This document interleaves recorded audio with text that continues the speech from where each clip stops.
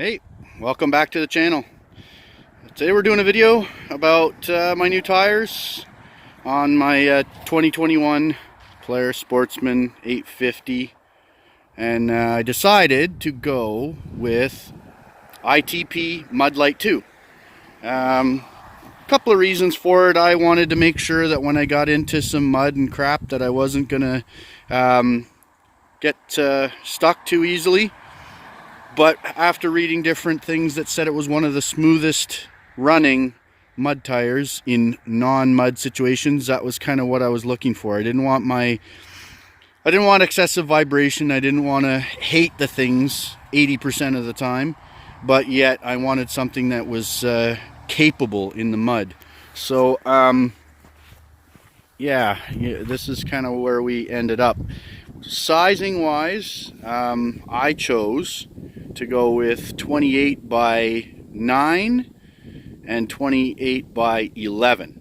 Initially I thought maybe I would do a 27 by 9 and a 27 by 11 because that was the optional size on the trail package last year. I read a few places that said that these tires end up being a little on the shorter side compared to the claimed height. I can confirm that. If you look on ITP's website, they actually mention the pressures that they have their installed heights. So this tire claimed that it was 29 inches and a bit with 28 psi. I don't even know why they do that. What relevance does that pressure have? Nobody runs anywhere near that kind of pressure, so why do we even care how tall this tire is at 28 psi? But other people said that at normal pressure they would be short, and they actually are a little bit. So these tires, unladen, so not on the machine, standing on the floor, were 27.5 inches, and I'm okay with that. I was afraid they would be taller than 28, and we'll get into why it was good that it wasn't that much more in a minute. But we've got lots of clearance, no issues with that. If you look down in here, you can see we have a good bit of room. There's no real issues. It's hard to tell how much that is, but I've got, you know, a couple or three fingers in there. No big issue. But they look mean. Lots of width now on it. So I'm very happy with that. Weight wise, I measured the stock tires on a bathroom scale.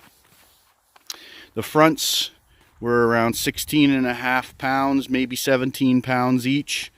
This tire is 32 pounds, 32.8 or something, so it's double the weight. I am a little concerned about that, but we're going to find out if it hampers the performance or not. I imagine that would hurt a 570 or a 450 a lot more.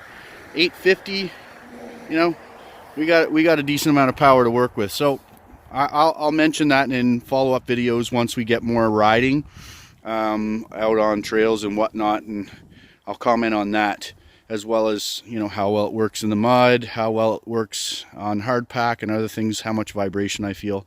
But the rear, back to the weights, the rear stock one weighed 19 pounds, nearly 20 pounds, and the rear ITP Mudlight 2 weighed 38. So again, pretty much spot on, double. I never measured the stock height on the other tires. I just don't know why. I kind of forgot, but I did do a measurement to a fixed point on the front of the machine before doing the tire swap, and I did do a measurement to a fixed point on the rear, and believe it or not, I've gained a shade over 2 inches in ground clearance. I don't know how that's possible, because you think, okay, well, if you have a 26 and you put a 28 on, it's 2 inches taller overall, but should only be 1 inch taller, given that you're working with the radius, not the diameter. And I don't know if it's that the factory tire was short as well compared to its claimed 26 inches. Softer carcass, so it squashes down more when you let the vehicle's weight onto it, and these are a harder carcass. I can't explain it, but I'm actually quite happy with 2 inches more ground clearance. That was kind of part of the reason I did this as well.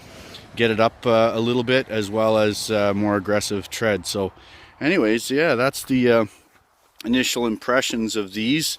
I'm gonna go and take it up and down the street behind the house here to see how it feels on asphalt. I'll boogie around the yard here a little bit just to kind of have some fun, but I'll probably save a full-on review until we can get out on trails in the spring when things are thawed out and there's mud to be had.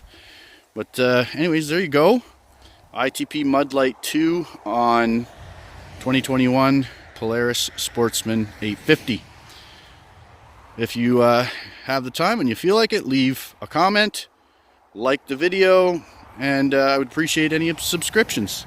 See you the next time.